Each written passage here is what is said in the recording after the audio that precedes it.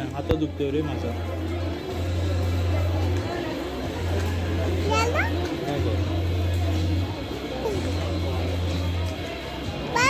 नाही अजून दुखतो. थोडं दाबून दे ना.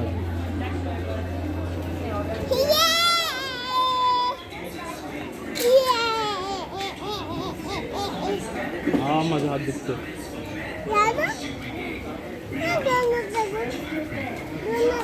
हां नाही एकच हात. दोन हात नको एकच हात. मग पाय दुखते पाय हे बघ इथे इथे चिप.